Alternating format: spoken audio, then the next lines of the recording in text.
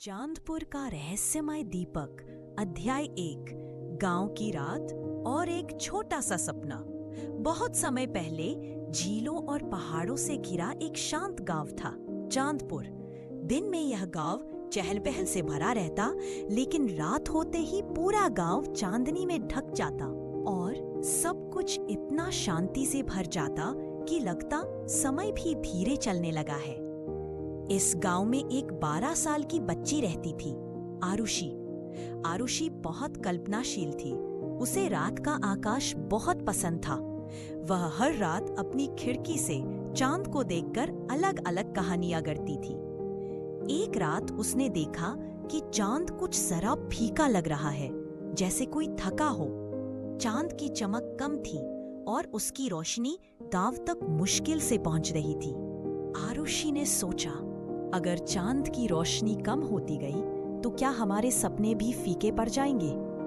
इसी सोच में वह धीरे धीरे नींद की गोद में चली गई, पर उसे पता न था कि आज की रात सिर्फ एक सपना नहीं होगी, बल्कि एक यात्रा की शुरुआत होगी।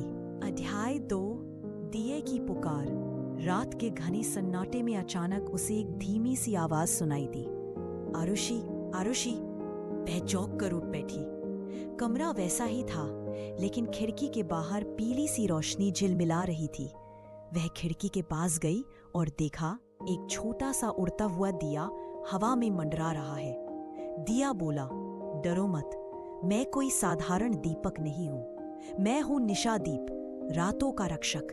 चांद अपनी रोशनी खो रहा है और हमें तुम्हारी मदद चाहिए। आरुषि स्तब्ध रह गई। मेरी मदद? मैं तो बस एक बच्ची हूं। दिया शांत स्वर में बोला, कई बार बड़ी ताकतें छोटे दिलों को चुनती हैं क्योंकि उनमें सच्चाई होती है। धीरे धीरे दिया नीचे आया और उसकी लौ में एक छोटा सा नक्शा उभर आया। चांदपुर से आगे वाला रहस्यमयी जंगल, जिसके भीतर 3 परीक्षाएं थी। आरुषि के मन में डर भी था, उत्साह भी। क्या मैं सच में चांद की रोशनी लौटा सकूंगी?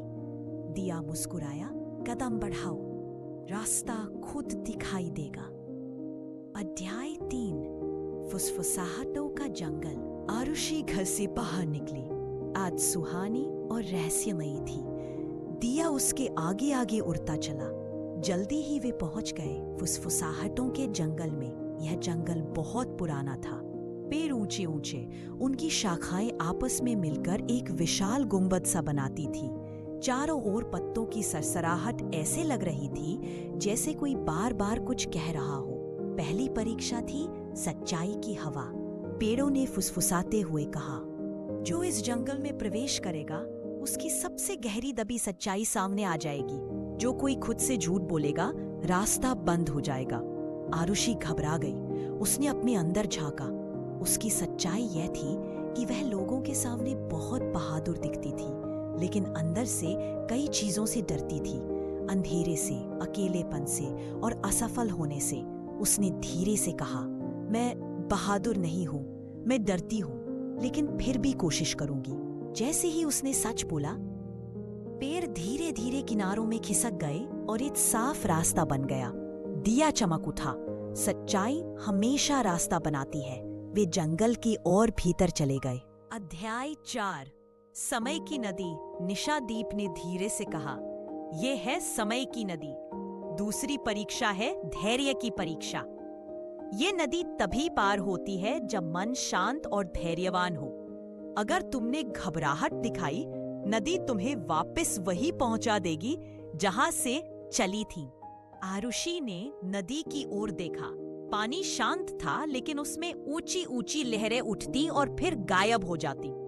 ऐसा लगता था मानो नदी खुद सांस ले रही हो। नदी के बीच में छोटे छोटे पाषाण टापू थे, जिन्हें कूदकर पार करना था। आरुषि पत्थर पर चढ़ी।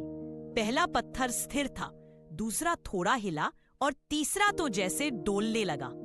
आरुषि का दिल तेज धड़कने लगा। अगर मैं गिर गई तो? नदी ने अचानक फुसफुसाया, जल्दबाजी में लिया कदम तुम्हें पीछे ले जाएगा। आरुषि गहरी सांस लेकर रुक गई। उसने शांत मन से धीरे धीरे अगला कदम रखा। धीरे धीरे संतुलन बनाए हर छलांग के बीच थोड़ा रुककर और हर कदम के साथ उसके अंदर का डर कम होता गया। अंतिम पत्थर पर पहुंचते ही नदी ने एक मधुर सी धुन बजाई। दिया बोला, धैर्य ने तुम्हें आगे बढ़ाया है। नदी के दूसरी ओर एक पतली सी पगडंडी चमक रही थी, अगली मंजिल की ओर। अध्याय 5 भुलक्कड़ पंखों वाली उल्लू। अब वे एक ऊंचे मैदान में पहुंचे। घास चांदी की तरह चमक रही थी। आकाश में असंख्य तारे चमकते थे, इतने की लगता पूरा आसमान किसी त्योहार की तरह सजाया गया है। अचानक ऊपर से एक फड़फड़ाहट हुई। एक बड़ा सा सफेद उल्लू, नीली आंखों वाला, उन्हें घूर रहा था। दिया बोला, यह है स्मृति रक्षक उल्लू ऑरविन। तीसरी परीक्षा है स्मृति की परीक्षा। तुम्हें वह कहानी सुनानी होगी जिसे तुमने अपने दिल में संजो कर रखा है। सिर्फ वही कहानी दरवाजा खोलेगी जो तुम्हारे दिल से निकलेगी। उल्लू गहरी आवाज में बोला, मैं हर झूठ, हर बनावट को पहचान लेता हूँ। जो स्मृति सच होती है वही मेरे पंखों को हिलाती है। आरुषि डर गई। इतनी सारी बातें, इतनी सारी यादें, लेकिन कौन सी कहानी उसे बोलनी चाहिए? उसने आंखें बंद की पर अपने बचपन की एक प्रिय याद देखी, जब वह बहुत छोटी थी और उसकी दादी उसे हर शाम कहानी सुनाती थी। दादी उसे गोद में लेकर कहती थी, सपनों का रास्ता वही देख सकता है जो अपने दिल को साफ रखता है। आरुषि की आंखें नम हो गई। उसने वही कहानी उल्लू को सुनाई, न पूरी तरह, न बहुत सुंदर शब्दों में, बस जैसे उसके दिल में थी वैसी। उल्लू ने सुनते सुनते अपनी नीली आंखें हल्की बंद कर ली। कहानी खत्म होते ही उसने अपने बड़े पंख फैलाए और एक तेज ठंडी हवा चली। एक चमकदार द्वार खुल गया। तुम पास हो गई हो, उल्लू बोला। अब तुम्हें वही मिलेगा जिसके लिए तुम आई हो। अध्याय 6 चांद का महल। द्वार के अंदर अंधेरा था, फिर धीरे धीरे चांदी सी रोशनी फैलने लगी। आरुषि ने खुद को एक विशाल सफेद पुल पर पाया जो सीधे चांद के महल की ओर जाता था। महल बर्फ जैसा सफेद था, लेकिन उसमें भी एक गर्माहट थी। दीवारों पर तारों जैसी चमक झिलमिला रही थी। दिया बोला, चांद का दिल यही कहीं है, वही कमजोर हो गया है, हमें उसकी चमक लौटानी है। अंदर जाते ही एक विशाल हॉल आया, जहां बीच में एक बड़ा क्रिस्टल रखा था, लेकिन वह फीका था, जैसे उसकी रोशनी बुझने लगी हो।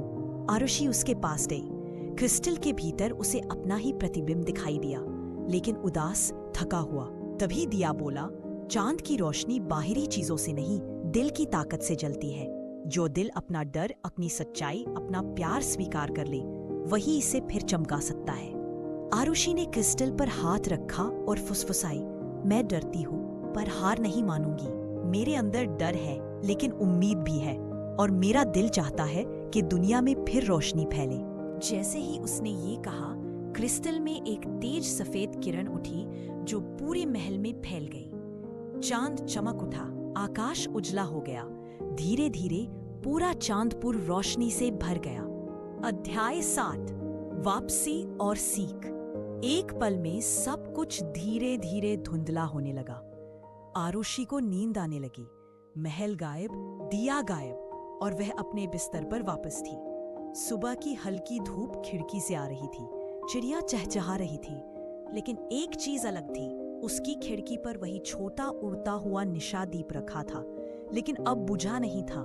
धीमी मधुर लौ से चमक रहा था। लौ में छोटे छोटे शब्द चमके, डर को पहचानो, धैर्य को पकड़ो, और दिल की कहानी को मत भूलो। आरुषि मुस्कुराई। उसे पता था वह अब पहले जैसी बच्ची नहीं रही। उसके दिल में अब एक कोमल सी रोशनी बस गई थी, बिल्कुल चांद जैसी।